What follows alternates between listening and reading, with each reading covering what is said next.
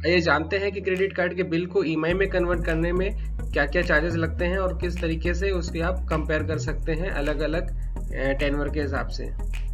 For example मेरा एक credit card का इसमें एक परचेज है, इसमें ये अमाउंट है। इस अमाउंट को अगर मैं 6 महीने के लिए ईएमआई में कन्वर्ट करता हूँ तो उसमें 6 महीने के हिसाब से इसमें जो इंटरेस्ट रेट लगेगा 1.83 के हिसाब से 962 रुपीज आएगा।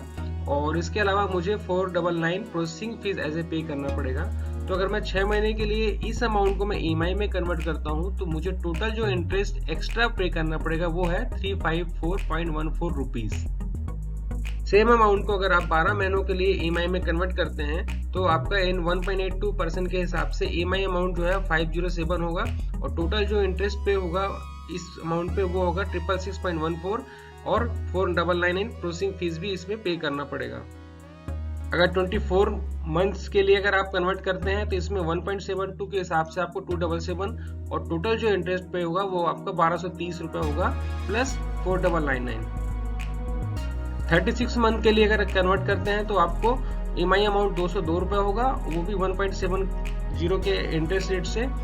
इसी तरह से अगर आप इसको 4 साल के लिए अगर ईएमआई में कन्वर्ट करते हैं 48 मंथ्स के लिए तो आपको 1.67 इंटरेस्ट रेट के हिसाब से आपको टोटल 165 रुपीज पर मंथ पे करना पड़ेगा और वन टाइम आपका 499 प्रोसेसिंग फीस चार्ज देना पड़ेगा।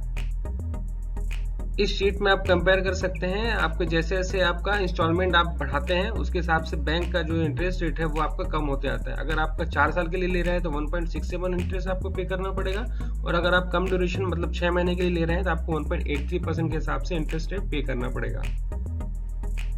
ध्यान रखिए जब भी आप उसको ईएमआई में कन्वर्ट करते हैं तो ये सारी चीजें आप एक बार कंपेयर कर लें कि आपको कितना इंटरेस्ट रेट और प्रोसेसिंग के सिस्टम में आपको कितना पे करना पड़ रहा है। अगर क्रेडिट कार्ड से अगर आप कैश विड्रॉल कर सकते हैं तो वो ईएमआई में कन्वर्ट नहीं होगा। अगर आप कोई ज्वेलरी परचेस कर सकते हैं तो ईएमआई में कन्वर्ट नहीं होगा और 500 से बिलो कुछ का अगर आपका बिल है तो वो भी आप ईएमआई में कन्वर्ट नहीं कर सकते हैं।